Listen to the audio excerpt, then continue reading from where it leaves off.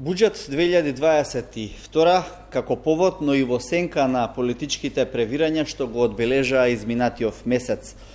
Општествените потреси, најавени со локалните избори, деновиве се префрлија во собранието, прво со обидите за создавање на ново парламентарно мнозинство, а продолжија низ дебатата за буџетот и препирањата каде оди македонската економија.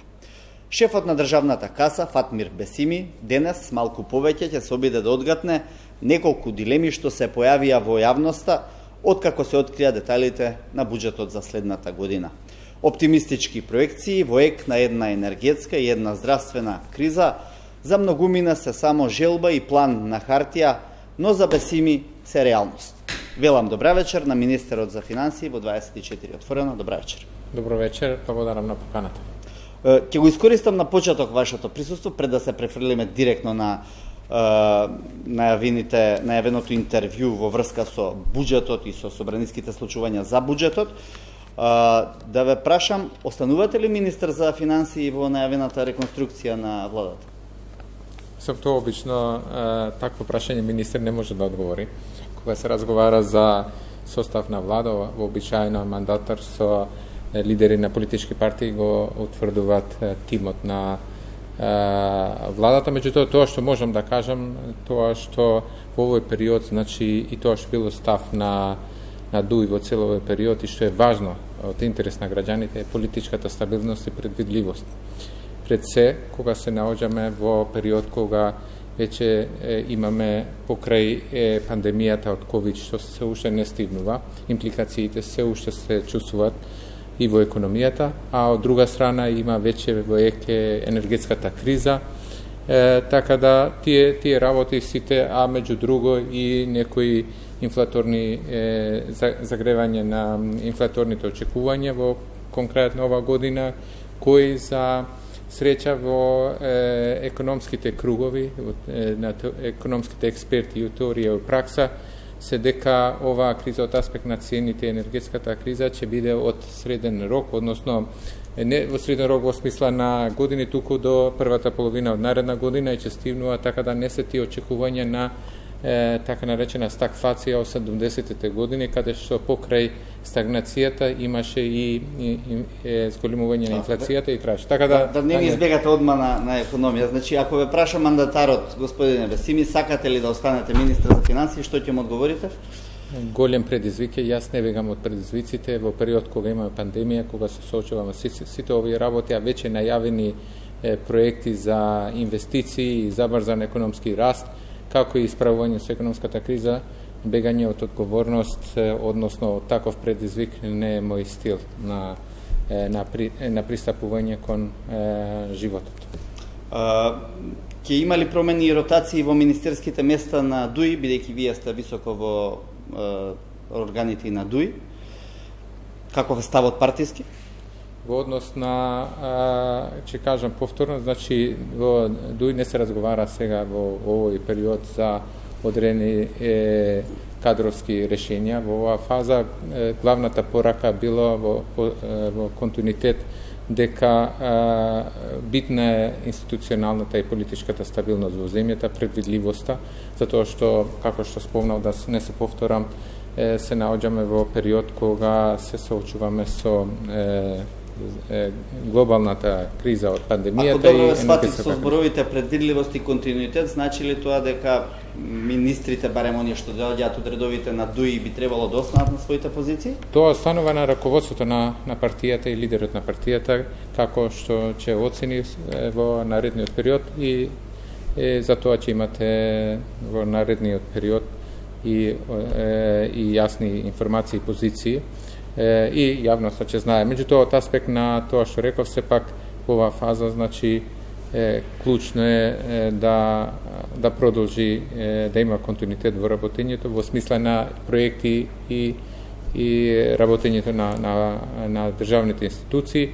Меѓутоа, како што спомнав на вашето прашање, значи тоа е одговор што може да го даде лидерот на партијата и раководството на партијата. Што ќе дојде побрзо? Ќе се изгласа буџетот или ќе се изгласа нова реконструирана влада?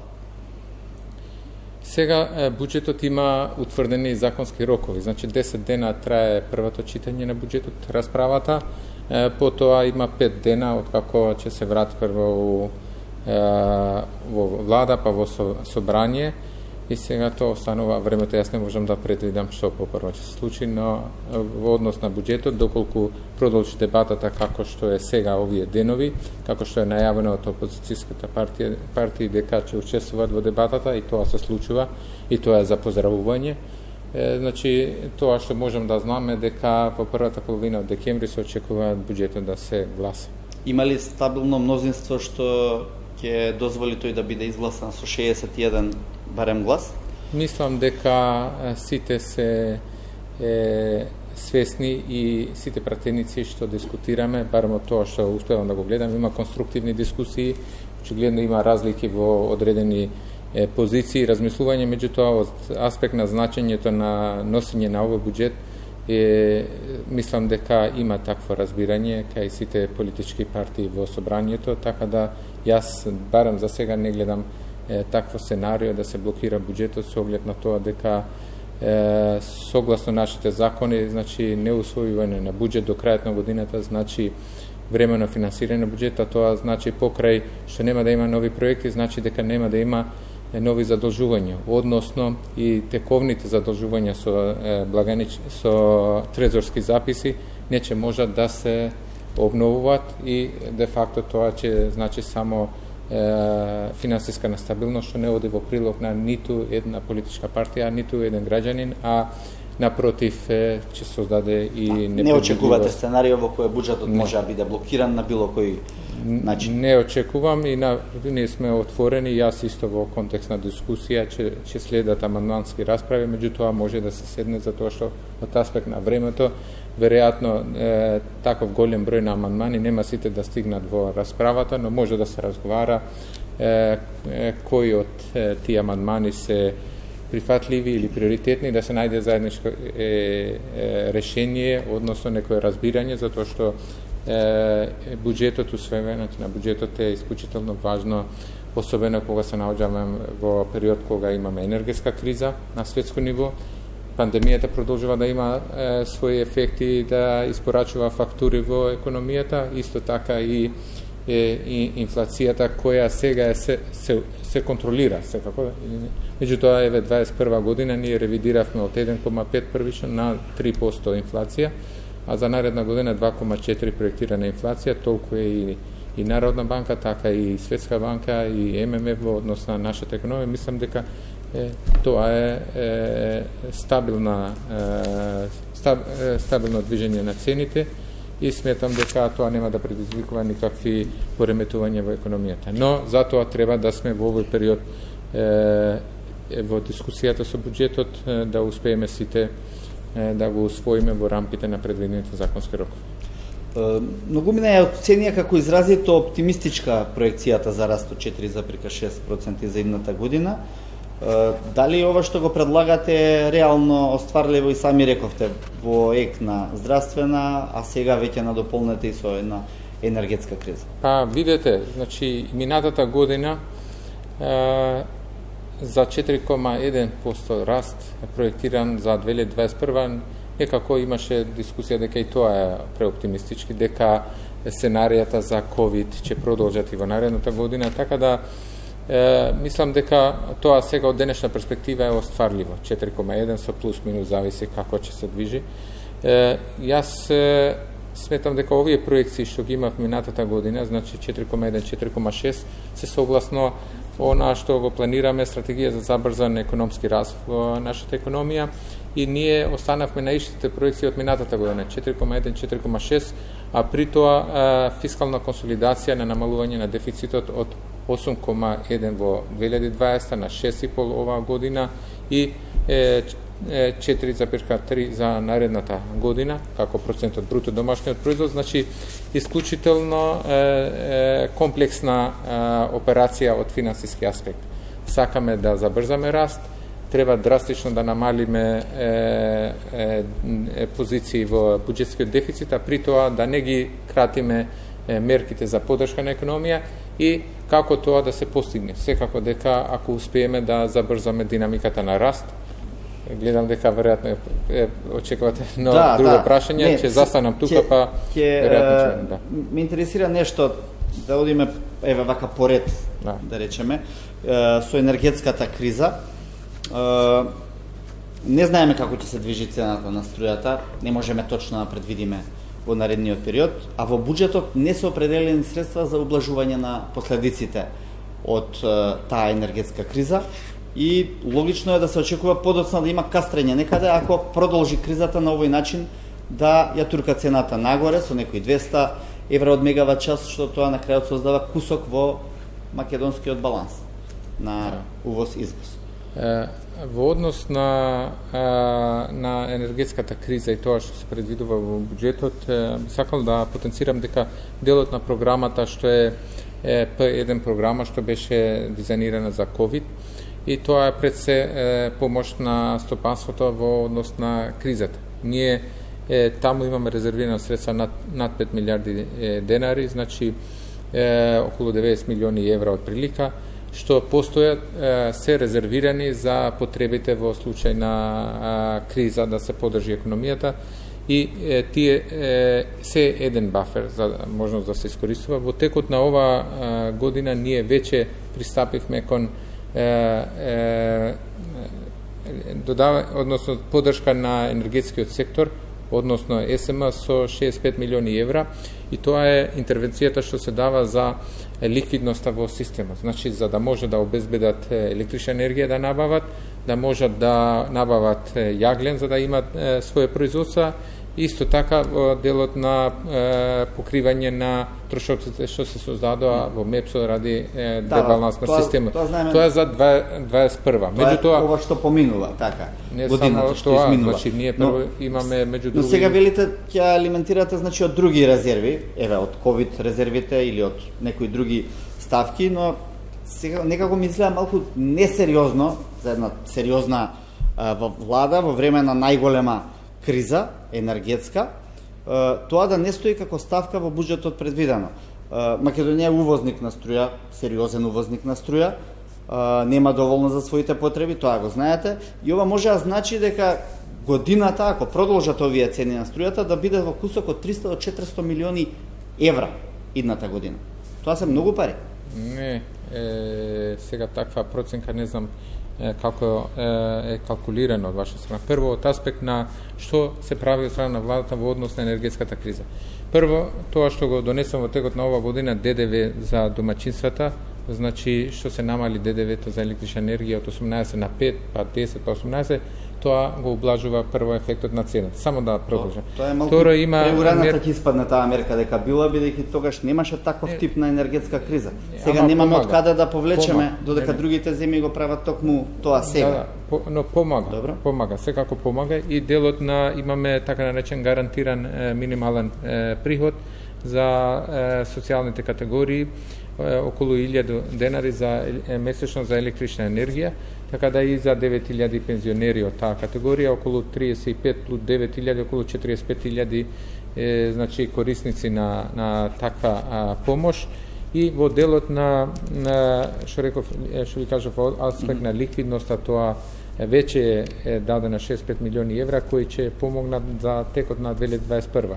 Истите ќе влијаат за да се ублажи ефектот, ценовниот ефект врз наредната година, затоа што тука се калкулираат и така наречените загуби во системот и односно како се одредува цена во регулираниот пазар, значи покрај разликата во цена што СМ во овој случај ќе продава поевтина цена од колку е цена на чинење на електрична енергија, тоа во текот на наредниот период ќе се покрие со загубите, дали тоа ќе биде директно врзгување од буџет или ќе биде со гаранција што ќе даде државата, па тие ќе обезбедат финансиски средства од други финансиски институции, зависно кој е финансиски најоправдано од аспект на цената, каматата што треба да се плати за тие пари, така и ќе се пристапи. Тоа што ви сакал да кажам дека ова што сега го има во буџетот, значи може да помогне за првите 6 месеци, како што и се очекувањата дека ова energetska kriza, odnosno cenite na evropski pazar, što se odrazava tike nas, će se dvižati. Inaku, me прашавте од каде излезе бројката од 300 до 400 милиони, тоа е кусокот од разликата во цената на она што беше од 40 мегавати, 40 евра мегават што ја увезувавме порано со сегашните 200. Кога тоа ќе се помножи со количината на струја што увезуваме, стигнуваме до оваа бројка од 300 до 400 милиони на годишно ниво. Толку би се зголемил вкупниот обем на пари што би требало да ги дадеме. Оттаму ве прашав, тоа е сериозна бројка која што не може да се најде од ваму таму или од ковид парите или од не знам каде. Сега во 21 година понудата на цената на електрична енергија од СМ, односно СМ према крајниот снабдувач е 36 евра по мегават, како се вика.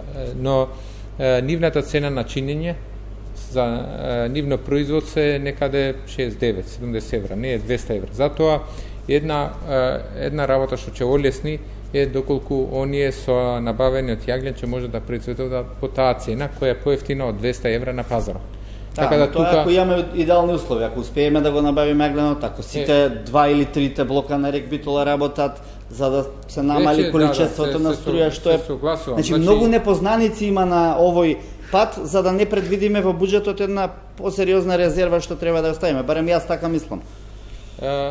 Вака, во однос на ова, буџетот има бафер за тоа да се направи, а тоа што дополнително може да се види до крајот на годината, ние нели оваа година имаме предвиден 6,5% од бруто домашниот производ да биде дефицитот.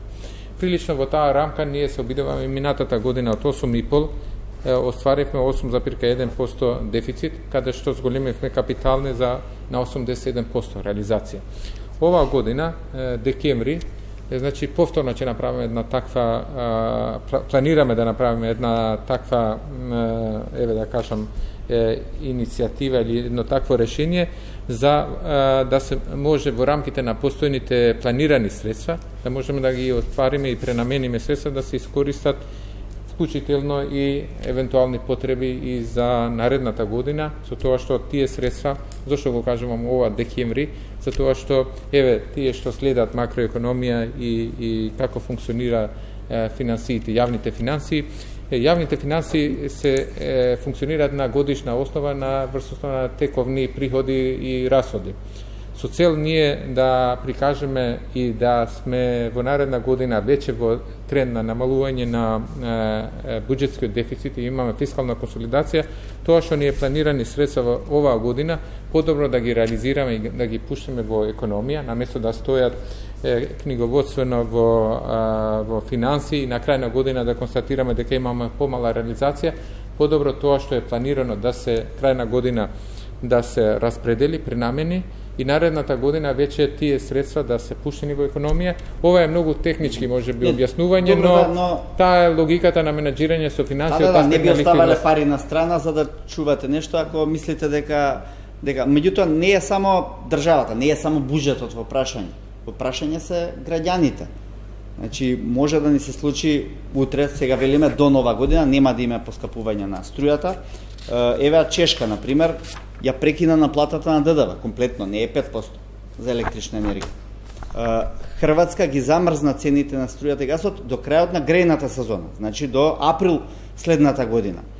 Полска обезбеди 328 милиони евра помош за домаќинствата, за да им помогне, за да не има превисока цена на струјата за домаќинствата. Германија ќе го преполови на доместокот за обновливи извори за енергија, на пола, за да ја намали сметката на струја. Франција, еднократен ваучер по 100 евра на 5,8 милиони домаќинства. Италија најава намалување на данокот на електрична енергија за 3 милиарди евра. Ќе се откажат од тие пари. Ние не сме богата земја толку за да можеме да се комплетно, меѓутоа мора да предвидиме некаков бафер и за домаќинствата и граѓаните. Каде е тој? Да. Вие излиставте неколку примери по земји, да, и ние ги правиме тие анализи. Значи, знаете што е крајната цел по мерките?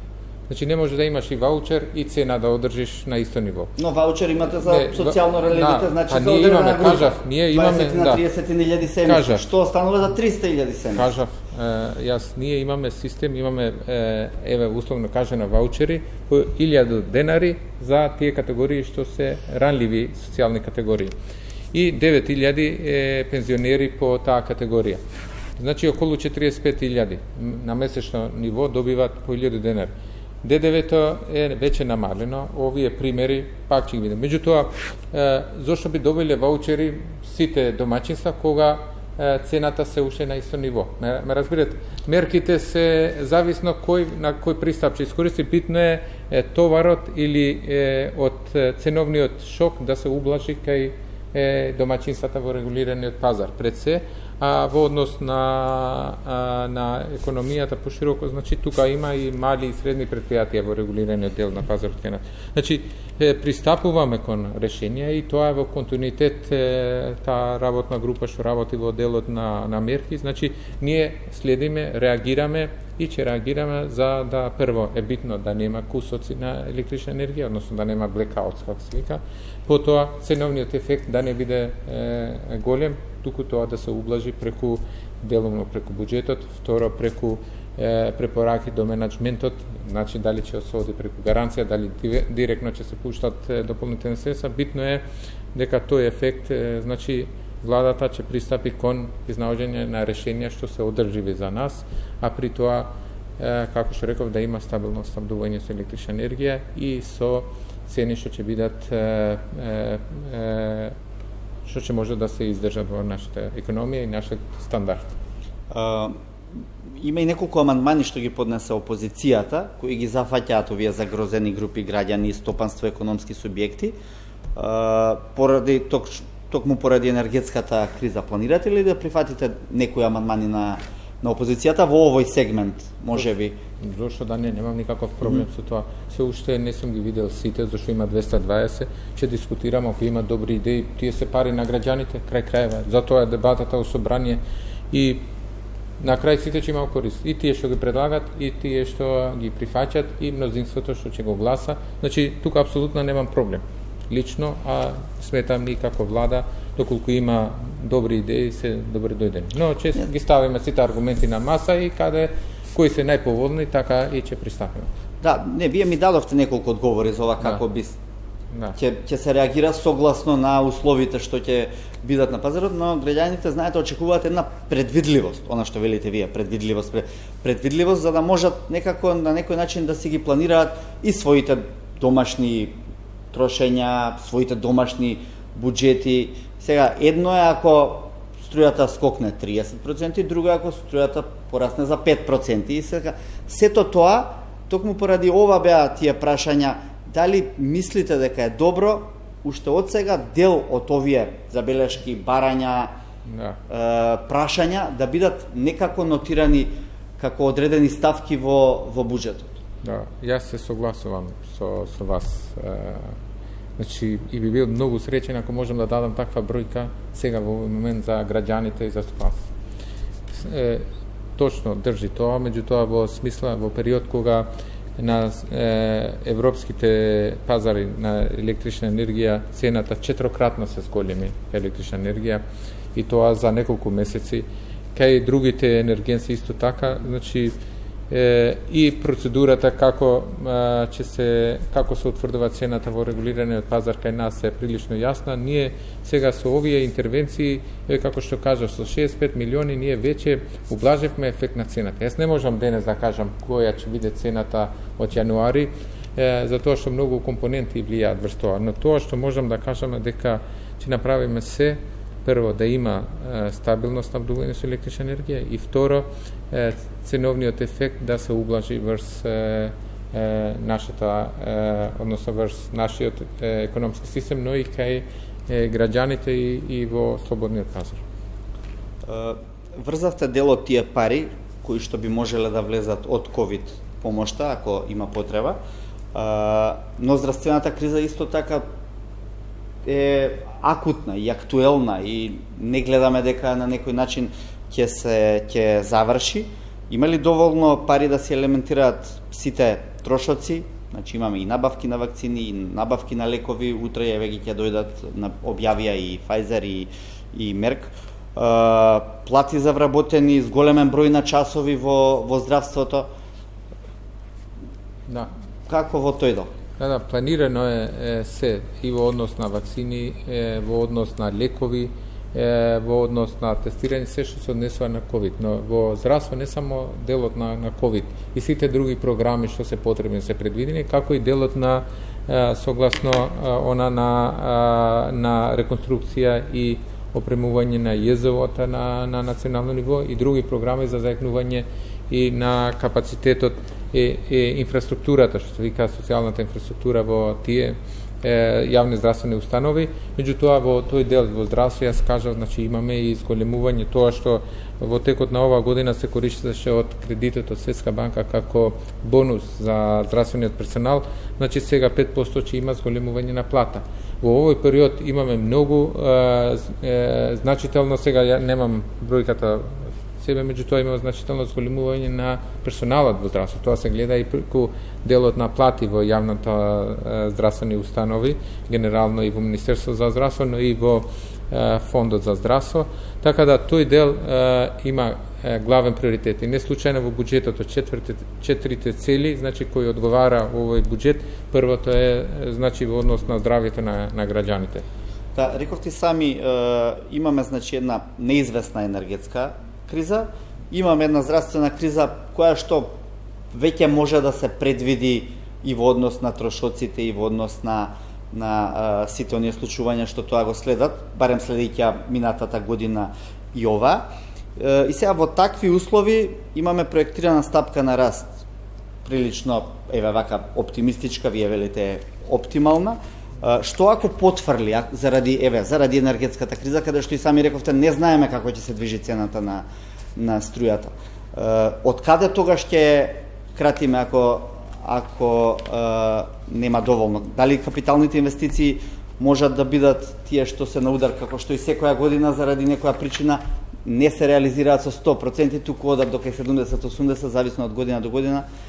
И годинава се дури проектирани за 27% повисоко од тоа што беа, повторно една оптимистичка прогноза би рекле за македонски услови. Зошто? Да. Значи вака, тоа што се базира раст, главно се базира на зголемување на инвестициите од 8,5% јавните инвестиции. Но не, зборувам за бруто инвестициите, генерално. Меѓутоа за јавни инвестиции веќе како што спомнавте 27% се зголемува во однос на претходната година. Ако споредувам, значи 37,8 милиарди се денари или 615 милиони евра. 615 милиони евра за следната година. Тоа е значи за 27% скоро повеќе во однос на 21 година. Ако гледаме дека 2020 имаше околу 16 милиарди, ова му доаѓа некаде 2,4 пати повише во однос на 2020. Амбициозно, да. Но тука имаме, да не забораваме, имаме 100 милиони евра додадено само за коридор 8. Значи за патот коридор 8 што Кичево-Охрид. Кичево-Охрид, тоа што се прави треба во собрание. Тоа треба да помине законот. Анексот да помине законот. Ова е тоа што се потпише меморандумот со НК Бехтел за овој дел за наредната година, 100 милиони се тоа е за која делница? Тоа е значи делот каде што е сега Гостивар Кичево, потоа делот до Требениште, Требениште Чафасан и Чафасанас, и потоа исто така како што покрива тој проект има и делот коридорот, мислам од Битола Прилеп тука автопатот. Сега не ме држите за збор целосно, значи тој Добро. Тој проект целосно, значи 100 милиони е само за тоа. Потоа во собрание исто така е со Европска банка за обнова и развој околу 130 милиони Кичево Букојчани, за да се заокружи тоа целосно, значи и тие се нема да се користат тие за оваа година, потоа офатени се исто така други големи проекти. Имаме околу 10 милиони евра. Тоа е за ова што го чекате со Европска банка во собрание да се изгласа законот, да. Да. Тој закон е во собрание, поминал во бордот на Европска банка за обнова и развој, се чека да помине законот во собрание. Ја затоа денес кажа во собрание, за некои вакви закони ќе треба политички консензус, затоа што тоа е од интерес на сите, директно влијаат врз економијата, врз економскиот циклус. Само да подсетам, третиот квартал, значи има позабавена динамика во однос на вториот. Една од тие категории, значи токму ниската града во градежништво, а тоа се автопатите и железниците, значи таа инфраструктура која не се реализира. Други проекти големи. Тоа ништо не се реализираше, многу останаа патиштата онака да стојат како што беа оставени уште пред 2 години. Реално, вакви големи проекти значат многу за нашата економија, која има скоро 12 милиарди евра бруто домашен производ на годишно ниво. Така да овие ќе значат, зошто ги спомнувам поединечно, има и куп други, јас не можам да ги спомнам сега, некој нема да се сетам, а и во интерес на времето, значи и во енергетиката, значи има околу 10 милиони евра што одат во за ова интерконекцијата со Грција, гасоводот, значи на НЕР се дава. Исто така ќе има за други проекти, значи за коридорот 8 железничката пруга со ИПА делумно што се финансират и со буџетска поддршка и со кредит таму. Верувате ли дека може да се остварат сега вака малку човечки ги знаете капацитетите и на администрацијата и на владата? Разбирам, значи ако сами себе што си велите, ова ќе се оствари или нема да се оствари? Овие инвестиции силни што сега ги набројувам. На вашето прашање што би направил во наредниот период, значи ќе повторам, јас ги прифаќам предизвиците. И ова, знаејќи во каква ситуација сме и со сите предизвици што се соочуваме во подобрување на реализација на капитални проекти, затоа отидовме со пристапот на ова, со планот за финансирање, односно планот за забрзан економски раст. Таму има концепт каде што покрај тоа што го рековме, нови финансиски инструменти за поддршка на инвестициите, има и цело едно поглавје во однос на заекнување на институционалните капацитети. Таму има и за така наречен Transaction Advisor, техничка поддршка за подготовка и менаџирање со проекти, но исто така има и 3 нови единици кои треба да помогне. Една е во канцеларија на премиерот, по примерот на Велика Британија, Delivery Unit на Тони Блер. Има и други, значи единица кај вице-премиер за економски прашања во делот на мониторинг на сите проекти и делот на оценување фискално-економски во Министерството за финансии. И сите овие треба да следат еден циклус, интегриран систем. Не, зошто сега да биде подобро од лани или од претходната година? Тоа ве прашувам. Вие сте, еве, министер, веќе две колку години, да не сгрешам? Во финансии. Во финансии. Од 2000 година и неколку месеци. Да. Изборите која беа. Зошто? Затоа што веќе имаме план, имаме активност, има акционен план како тоа да се направи и веќе ние имавме минатата година 87% подобрена реализација на капиталните проекти. Со механизмот КАПЕФ ние веќе оваа година подобривме реализација, значи на реализација на проектите.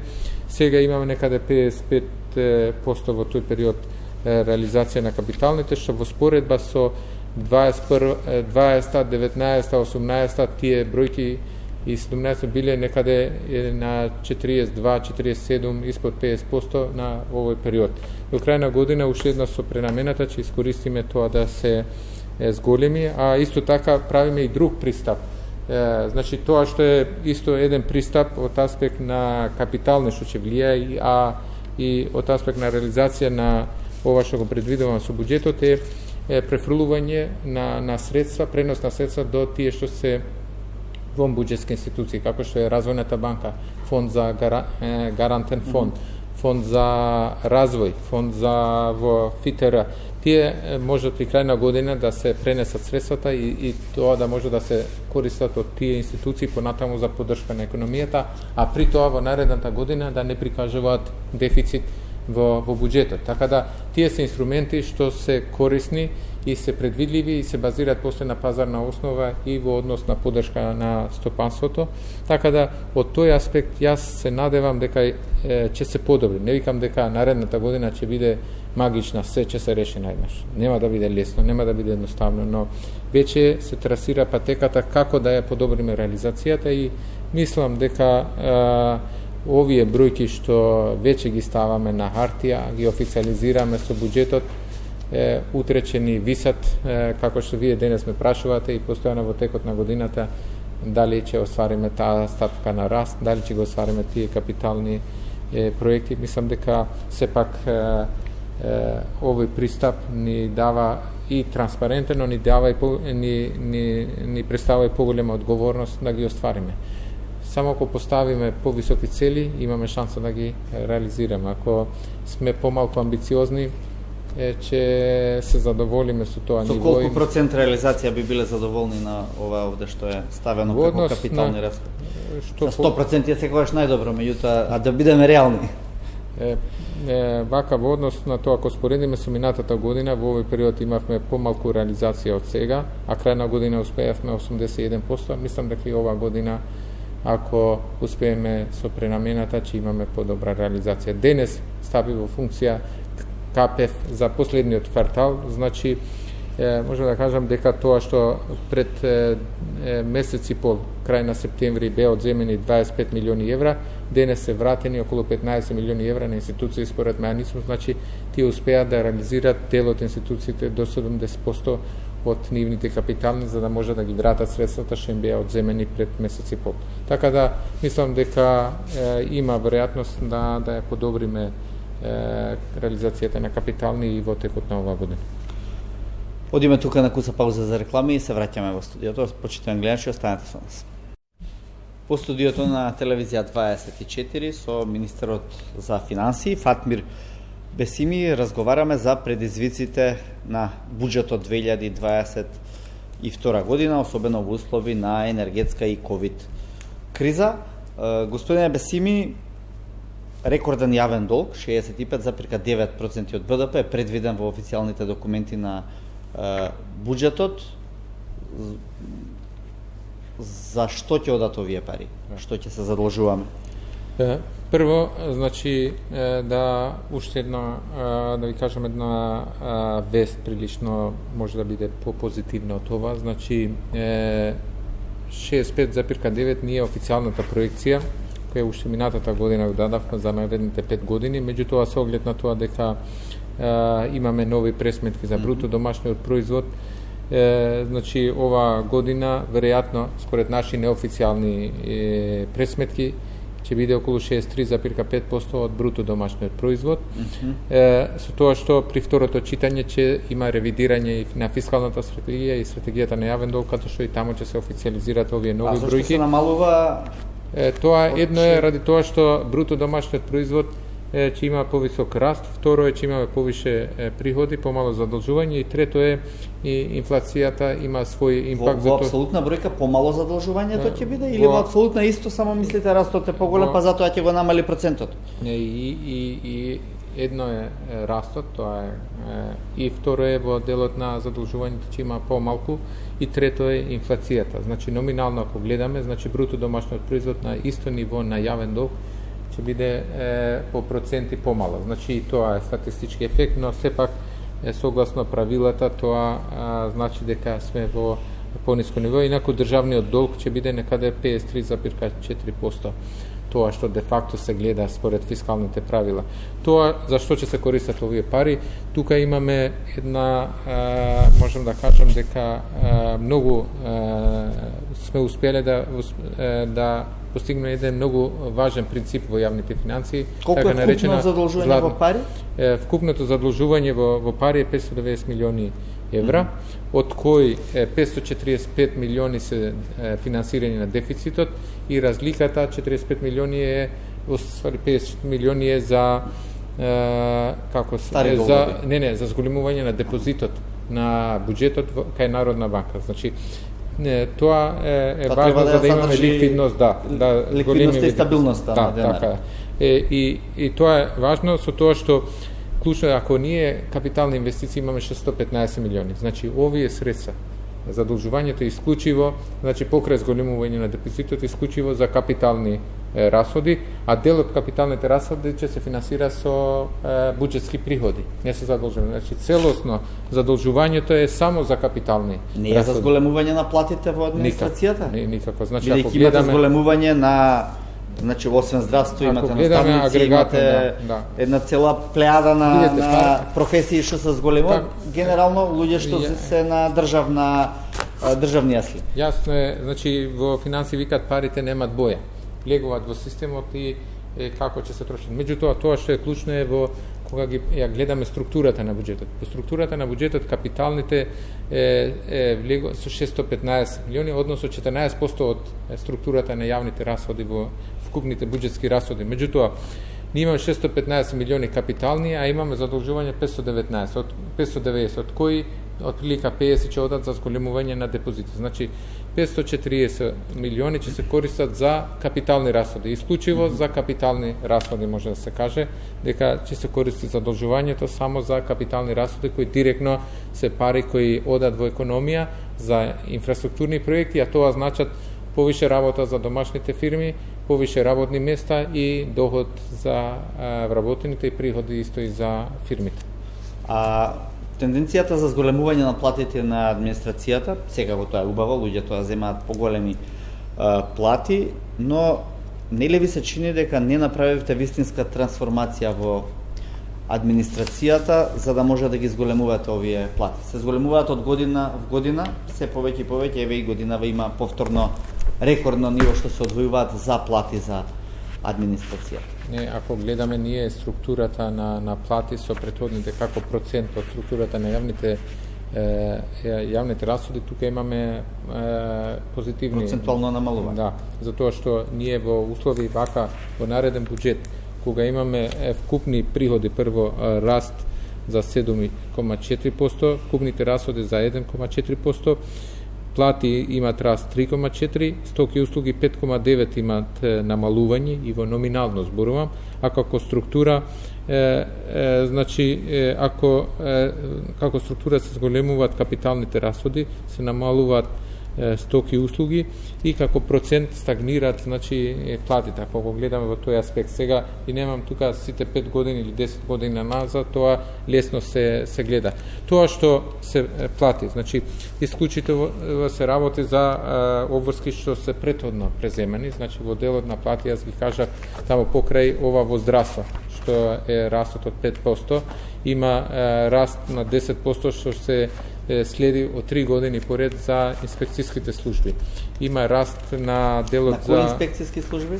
Па, сите според законот сега, не можам да ги бројам, сите сега имало 2020 10%, 10, 21 и 22 ќе има 10%. Тоа се за нови вработувања или се за раст на платите на постоечките? Се за раст на плати, кажем. Потоа раст на плати има во високо образование за 8% од септември 21 и дополнителни 7% од септември 22 година за високо образование. Плюс има нови вработувања од 500 образовни асистенти во месец септември 21, тие се за тие со посебни потреби. Деца со посебни. Потоа има зголемување на плати во судство и вонителство по 15%, во судство 15% во вонителство. Зголемување на како тргнавте со пари, се мислам дека овие задолжувања да не почнеме натаму да одат место во инвестиции. Кажувам тие 3,4% зошто е ефектот кај буџетот како раст, дека нема зголемување на администрација вака на големо, па да кажеме вообичаено тоа се на постојано ниво и зголемување на плати во овие што ги кажам. Да, нели ве фрустрира фактот што не направивме реформа на администрацијата, онака како што бара и јавноста и вие самите сте зборувале порано и како министер и во една и во друга влада дека на Македонија не е потребна волкава, голема, обемна, гломазна администрација. Да. Мислам, ваши зборови да не речам дека користам. Да, во јавна администрација ние има сега во Министерство за информатичко општество и со поддршка со проект на Европска унија има реформа на јавна администрација во која се гледа оптимизирање на целата администрација и од аспект на човечки капацитет, но и од аспект на институционална поставеност. Така да тој е процес што ќе трае со години. Значи во тоа секако дека треба да има подобрување не само во бројот, аспект на перформансот на јавната администрација. Дали овие повисоки плати ќе значат подобар квалитет? Па гледате како се представени. Значи постојано викаме дека инспекторите треба да се по на терен да се. На терен и да добијат. Никој не бара ковид сертификати, не знам дали сте приметили. Не, ја кај што одам без сертификат не ме пуштат. Сум имал прилика да излегувам на некоја кафетерија или како да не е излезена инспекција на терен, така не изгледа, имавме баш и прилог за тоа. Не за инспекција, можеби јас тоа не го знам. Меѓутоа мене имам личен пример кога сум излегувал, тие што чуваат пред објекти секогаш ми барат. Така да но не значи дека тоа е 100%, да. Значи во делот на тоа плати има и други работи, например ефектот во одбрана, нови ова професионални војници, тие во академија и така натаму има и во ИПА структурите 15% се предвидува раст на надоместокот, во собрани имаше раст на плати. Значи тие се делови кај што се прикажува раст на буџетот во плати. Инаку од сите други аспекти се гледа да се оптимизира, а со реформата која ќе трае со години се гледа можноста да се подобри и квалитетот на услугите и оптимизирање во јавната администрација. Од каде ќе бидат задолжувањата?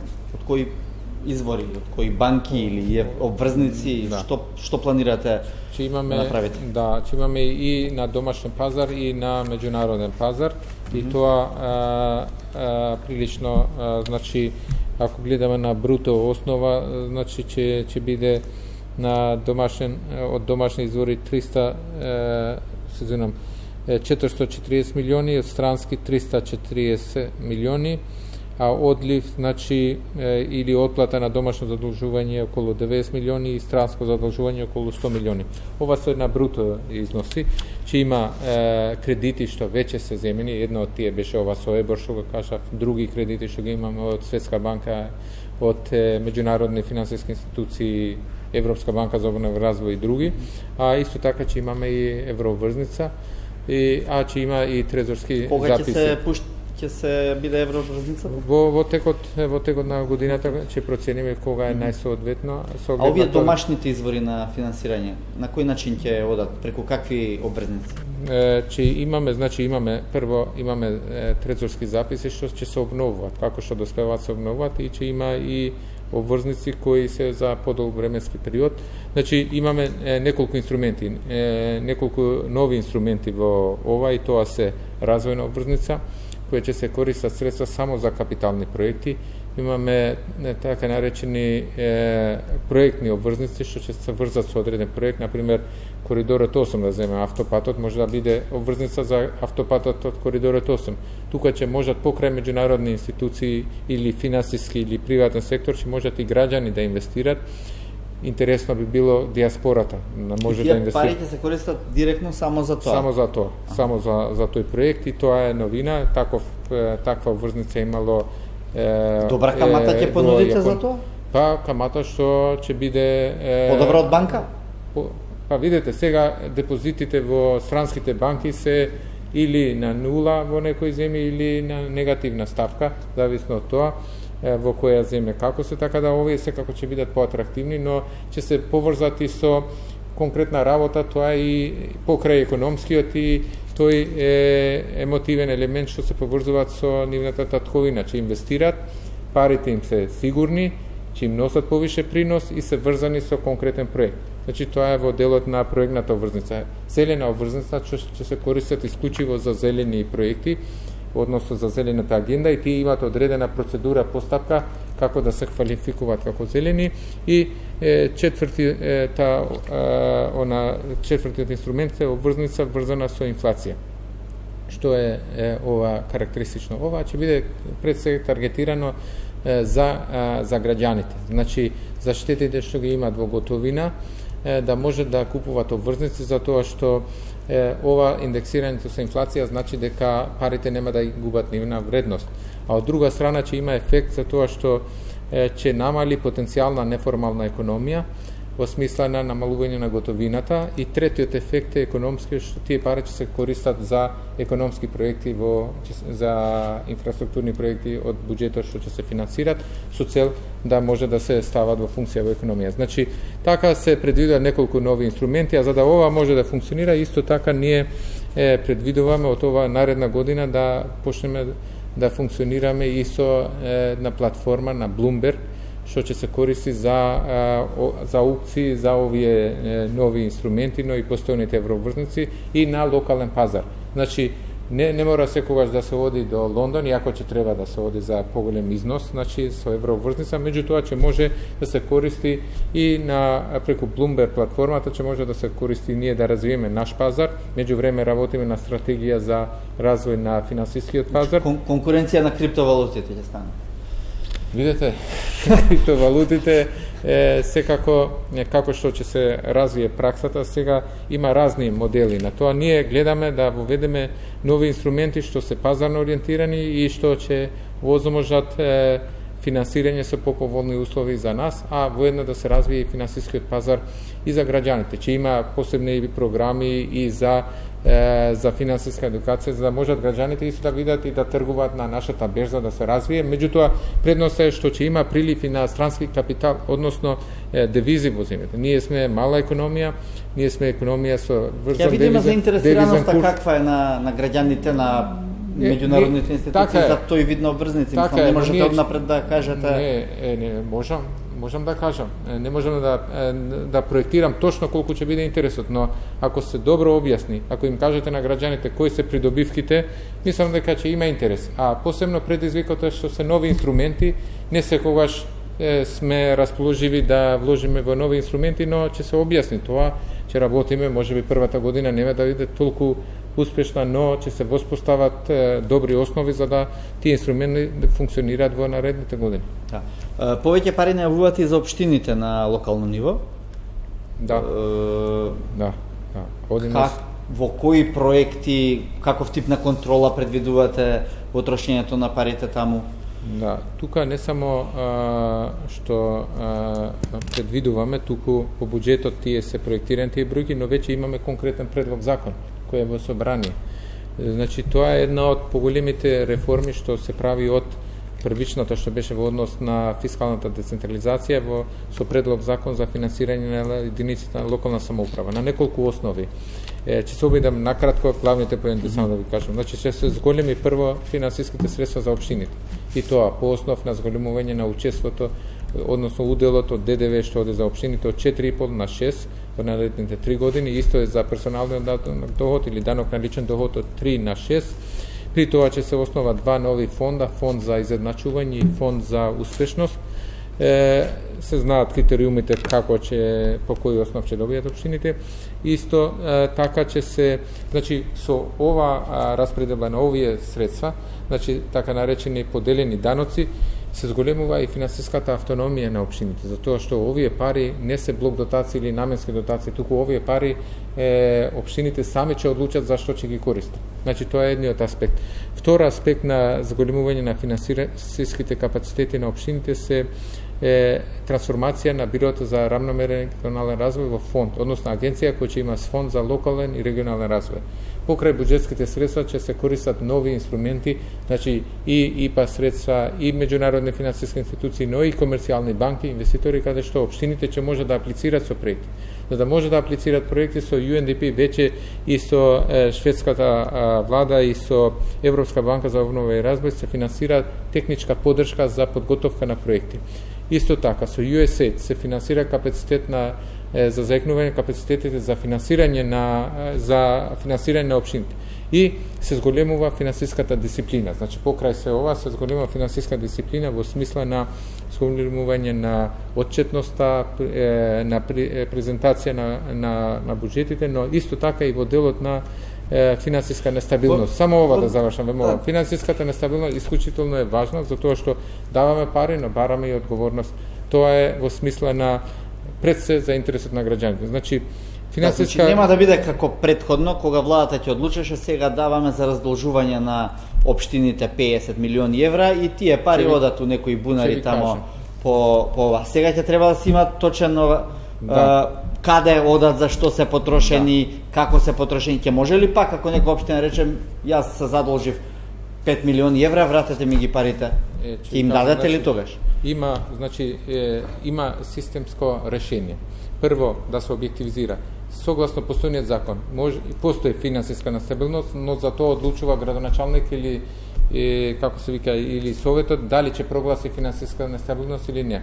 Или во министерот ќе бара финансиска нестабилност. Сега, по сила на закон, кога настапува ситуација, кога според критериуми влегува финансиска нестабилност, стапува финансиска нестабилност. Во таа ситуација, значи во рок од 5 дена треба да предложат до финансии решение за излез, план за излез од тоа. И во истиот момент финансии нуди 3 инструменти за надминување на оваа ситуација. Структурна обврзница, која ќе биде значи до 10 години без камата, ќе се нуди на општините. Задолжување од централна власт. Да, и тоа да не биде врзан со еден мандат, но може со до 10 години, за да не биде само на еден. Второ, ќе има обврзница која што ќе ја издаде општината, но за познат купувач. Познатиот купувач ќе биде Министерство за финансии, колку да им нуди ликвидно. И трета е стендбај, така наречен стендбај кредити, но сите овие ќе имат построги критериуми. Сега ќе нема врска дали е градоначалник на БЕСА, дали е на Алијанса, дали е на ВМРО, ќе си функционира по формула.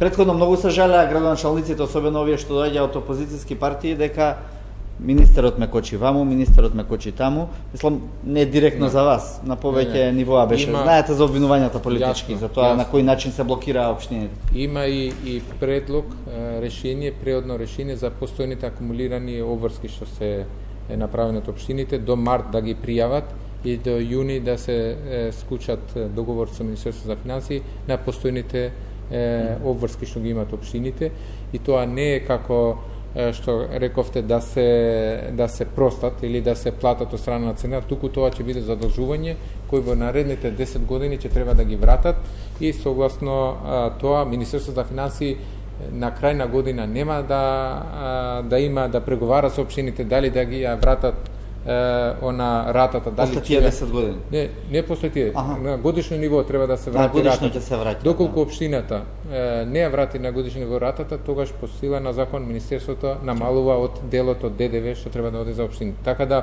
има инструменти и што се вика carrots and stick, има и морков и стап. Значи, битно е системски да се надмине овој проблем и да не се појавуваат повторно во иднина вакви ситуации со финансирање на општините. Добро. Да видам ја уште нешто во листовиве што остана. Да кажам, да искористам. Да, додека јас барам. Да. Мислам дека друг момент е новина во буџетот е така наречена вредност на парите.